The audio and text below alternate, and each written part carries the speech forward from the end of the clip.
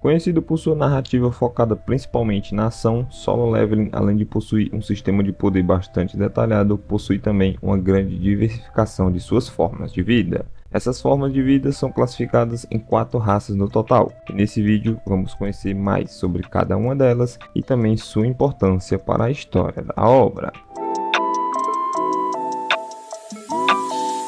E aí, eu sou o Vinícius e sejam bem-vindos à Casa dos Otakus. Um dos motivos que fazem Solo Leveling tão famoso com certeza é sua narrativa focada inteiramente em ação, como também a sua variada caracterização de personagens e seres vivos. Todas essas formas de vida são separadas em 4 raças principais da obra, sendo ela os humanos / caçadores, as bestas mágicas, os monarcas e também os governantes. Cada uma dessas raças possui um papel especial no desenvolvimento da obra, e são mais detalhados conforme a obra vai avançando. E agora nesse vídeo vamos conhecer detalhadamente cada uma dessas raças, suas histórias, quais são as formas de vida que fazem parte de cada uma delas, suas ramificações, entre muitas outras coisas. Então, se você curte Solo Leveling, já se inscreve no canal e bora lá para mais um vídeo.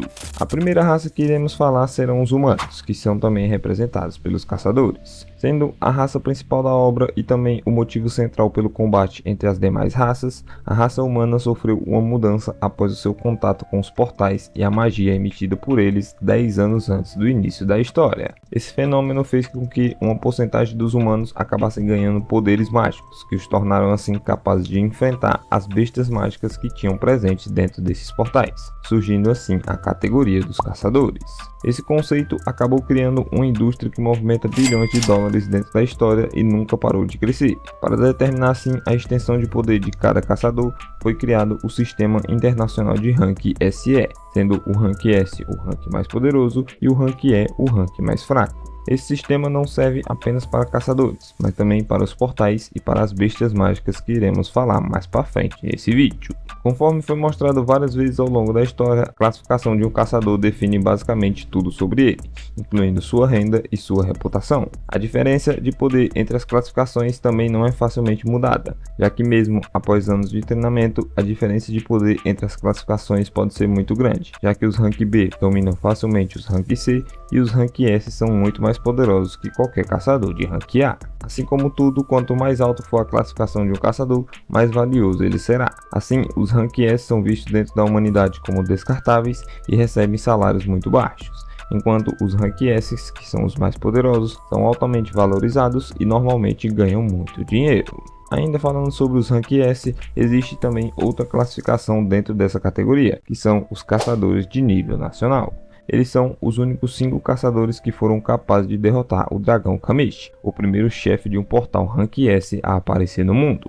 A partir disso, cada um deles ganhou autoridade igual de uma nação, e assim fazendo com que eles estejam entre os personagens mais fortes da obra. Sempre foi um padrão em Solo Leveling que a classificação de um caçador é definida a partir do momento que ele desperta, e a única maneira de aumentar sua classificação é recebendo um segundo despertar, que é um fenômeno extremamente raro. Mas isso acabou mudando com Sung Ji-woo, já que por conta do seu status único como jogador do sistema, ele é capaz de evoluir através do treinamento, quebrando assim totalmente o padrão que era visto no mundo Solo Leveling. Embora o sistema de classificação seja muito preciso e visto como padrão para os caçadores de todo mundo, ele acaba também sendo burlado pelos falsos ranks, que são os caçadores que podem controlar sua produção de mana e assim conseguir ter uma classificação muito mais baixa do que eles deveriam. Os falsos rankers geralmente têm motivações desagradáveis para esconder sua verdadeira força, e muitos deles são considerados psicopatas sem coração que matam os outros caçadores apenas por diversão.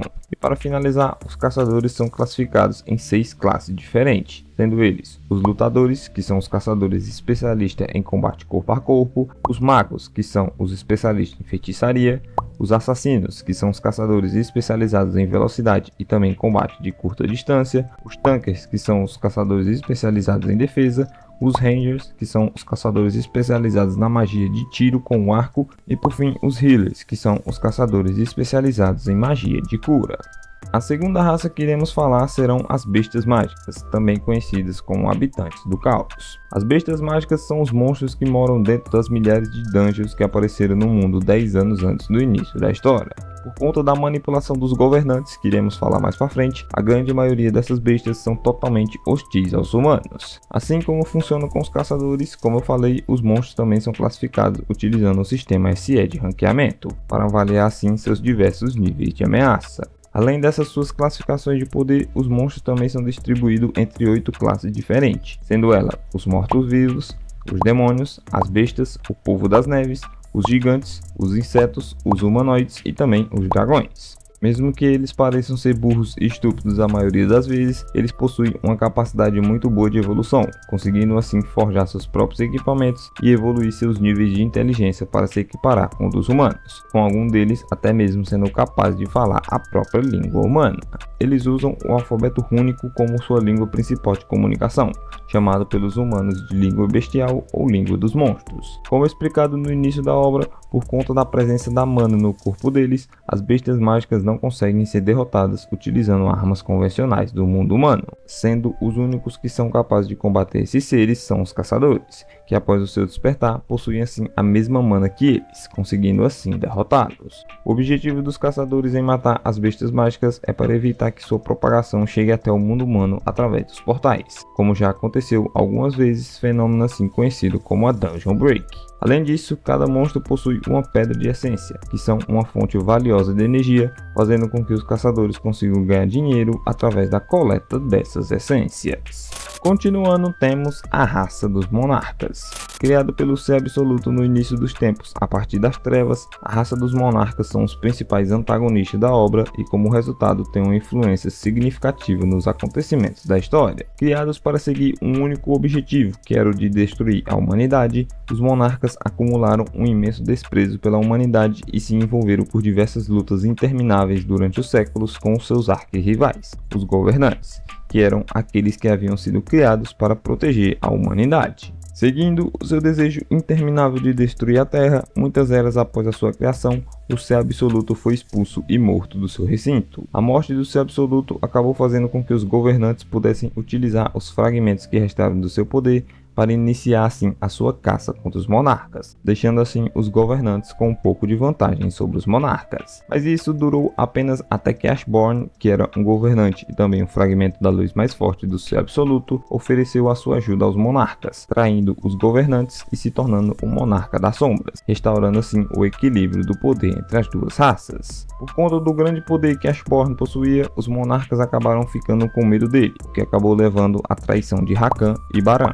dois dos monarcas existentes, a armarem assim uma emboscada para Ashborn e seu exército. Embora Ashborn tenha conseguido derrotar facilmente ambos os monarcas e também matado Baran como uma forma de retaliação por essa traição, seu exército das sombras acabou quase sendo aniquilado. Buscando assim se vingar contra Rakan, Ashborn se escondeu para reviver o seu exército, permitindo assim que os governantes finalmente vencessem a guerra, forçando os monarcas a escapar pelas fendas interdimensionais. Tempos após esse acontecimento, Ashborn retornou aos monarcas e Antares, o monarca mais forte, permitiu que ele estivesse ao lado dos monarcas mais uma vez, já que os outros ainda estavam enfraquecidos pela derrota para os governantes e precisavam de tempo para restaurar os seus poderes.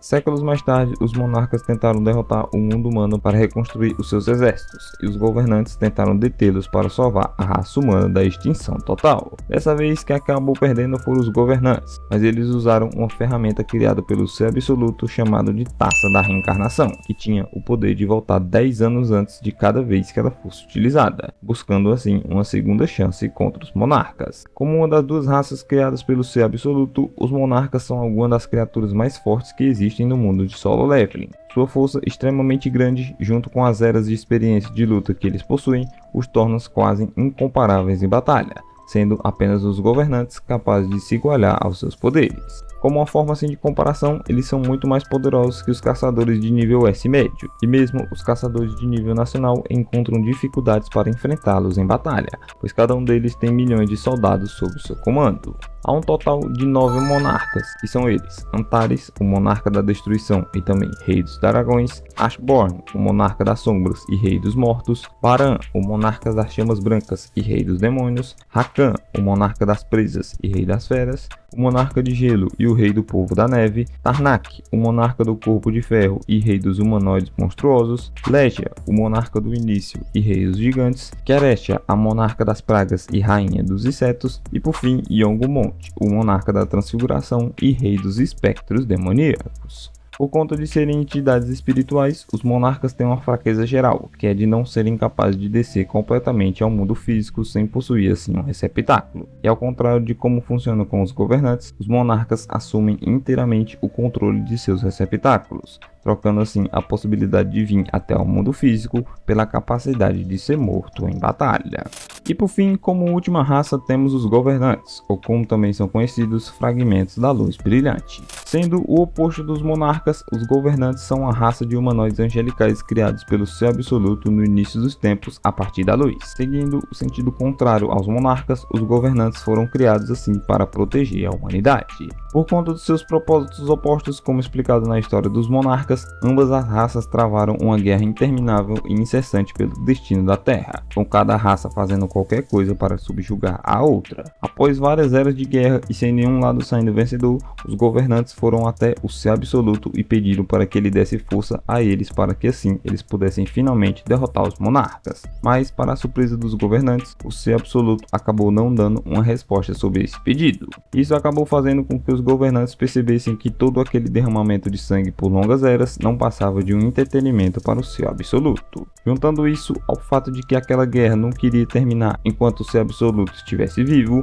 7 dos 8 governantes armaram uma emboscada para matar o Ser Absoluto. Apenas Ashborn, o último e mais forte entre os governantes, foi o único que permaneceu leal a ele e tentou o seu melhor para detê-los, mas eles facilmente o derrotaram e o deixaram lá para morrer. Ashborn foi capaz de se curar e se transformar assim no monarca das sombras, mas quando ele voltou para a batalha já era tarde demais e o Ser Absoluto já havia sido morto. Usando assim a morte do Ser Absoluto a seu favor, como explicado na parte dos monarcas, os governantes usaram os fragmentos restantes dos seus poderes para mudar o equilíbrio do poder da guerra a seu favor, capturando assim Legia, o monarca do início. No entanto, essa mudança de poder só durou até que o monarca das sombras, Ashborn, que também era um governante e também o governante mais forte, decidiu assim intervir aliando-se aos monarcas. Os governantes, assim como os monarcas, são seres poderosos e incomparáveis às outras raças. Entretanto, por possuírem apenas formas espirituais, eles só podem escolher receptáculos para si próprios. Ao contrário dos monarcas, que assumem completamente o controle dos corpos de seus receptáculos,